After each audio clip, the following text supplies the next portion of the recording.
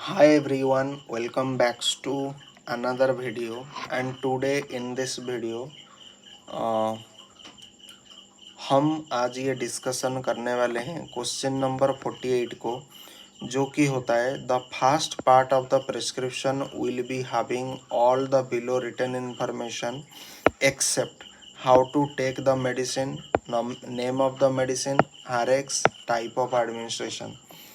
तो इसके ऊपर मैंने पूरा डिटेल वीडियो दिया है, लेकिन उस वीडियो में एक छोटा सा चीज़ मैंने भूल गया आपको बताने के लिए, तो इसलिए दोबारा वीडियो बनाना पड़ रहा है। तो कोई स्टूडेंट पूछ सकता है, सर ये क्वेश्चन तो एक तो गलत बोल रहे हो और दूसरा बोल रहे हो कि ये क्वेश्चन थोड़ा ट्रिकी है।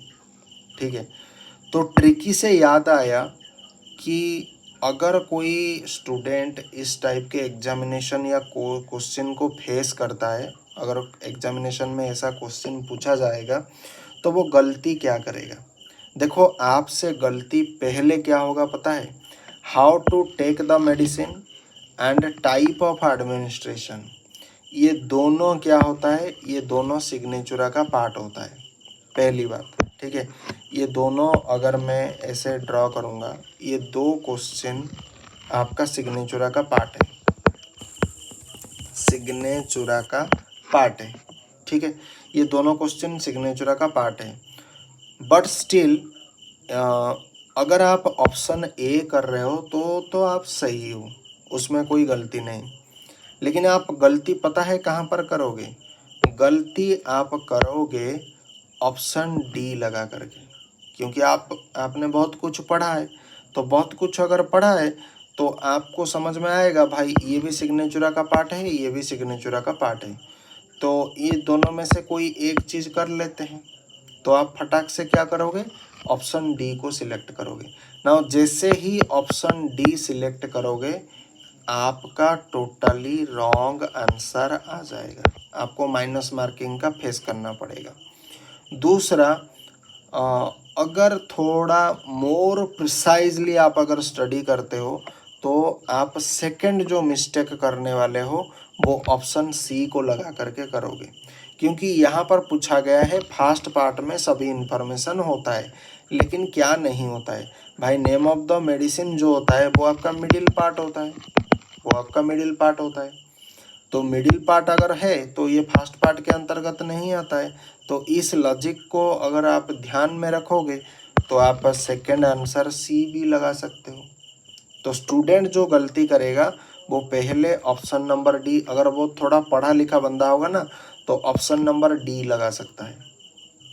एंड जो बहुत ज़्यादा पढ़ाकू होगा, वो बहुत ज़्यादा पढ़ाकू होगा, मतलब वो इसके बारे में जानता है, इसके बारे में जानता है, इसके बारे में जानता है, इसके बारे में जानता है, तो वो पता है क्या लॉजिक लगाएगा?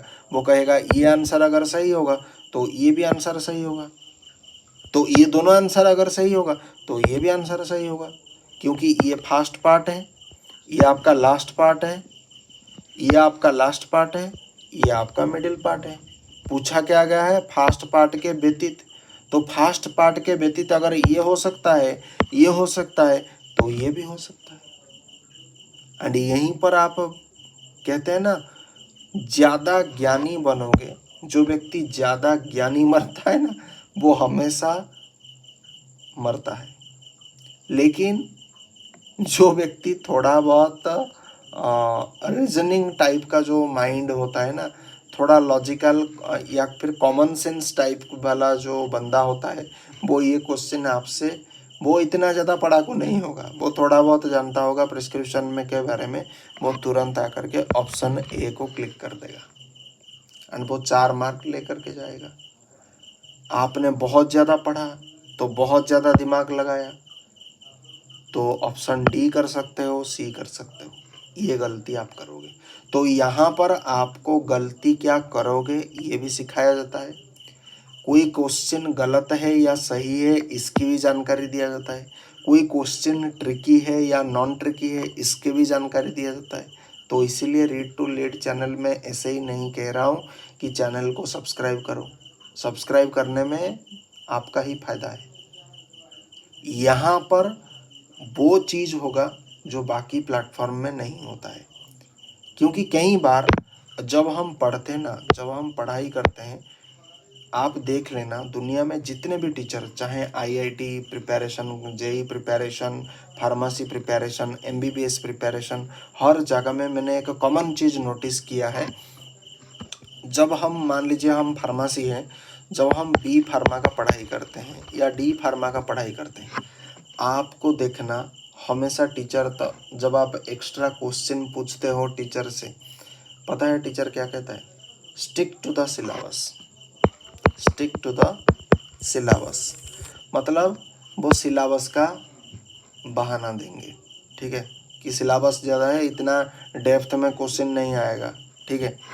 एंड जब मान लीजिए आप जी पैट या नाइपर ऐसे कोई प्रिपरेशन करोगे या डीआई करोगे या फिर फार्मासिस्ट का एग्जामिनेशन के प्रिपरेशन करोगे, तब आपको पता क्या कहा जाएगा?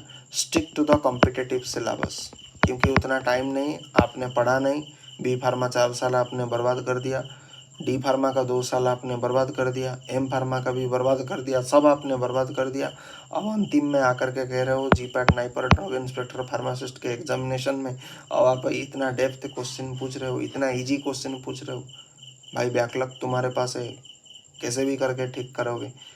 तो ये सब होता है। मतलब जब बी फार्मा का सिलेबस हम जब पढ़ते हैं तो हमारे पास सिलेबस की चुनौती आता है।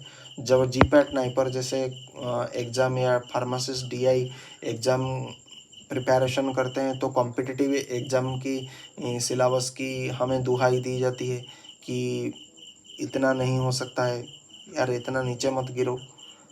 तो हमेशा ऐसी समस्या आता है। तो अगर आपके पास ये सब समस्या आता है तो आपके लिए सल्यूशन है रीड टू लीड चैनल।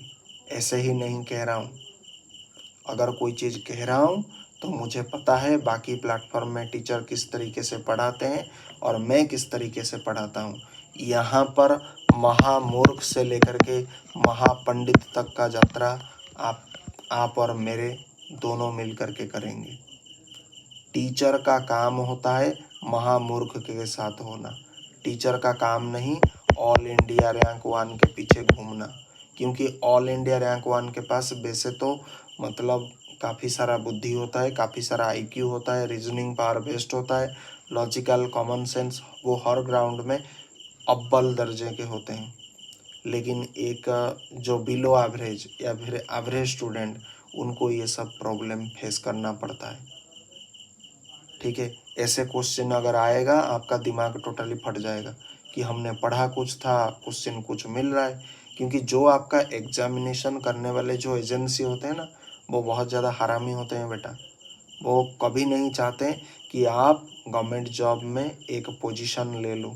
वो हमेशा आपको इस तरीके से रॉन्ग क्वेश्चन पूछ पूछ करके आपका हाल बेहाल इस तरीके से करेंगे।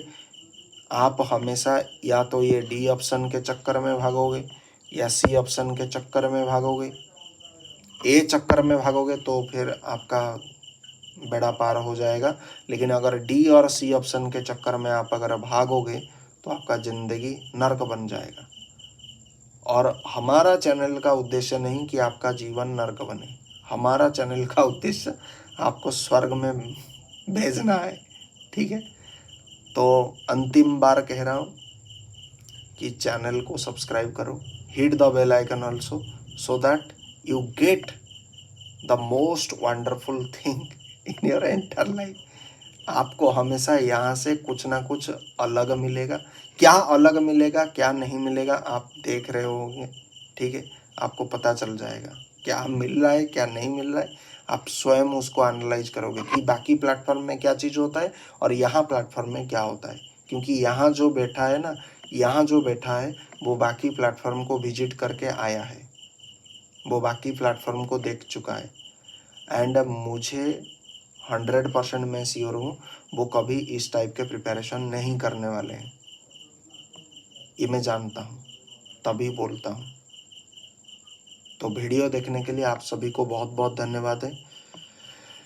ऐसे ही अपना प्यार दिखाते रहिए एंड चैनल को थोड़ा ग्रो करने में हमारी सहायता करो। इस जर्नी का हिस्सा बनते हैं दोनों मिलकर के दवाई करेंगे, ठीक है। जो भी होगा बेस्ट होगा। अगर कुछ पढ़ाते वक्त अगर मान लीजिए मेरे से कोई मिस्टेक हो गया तो इसके लिए मैं माफ़ी चाहता हूँ, ठीक है।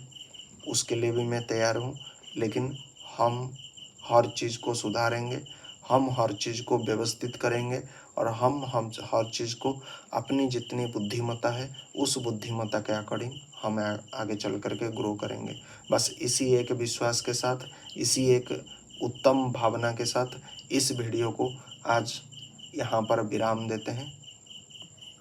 Thank you. Thanks for watching.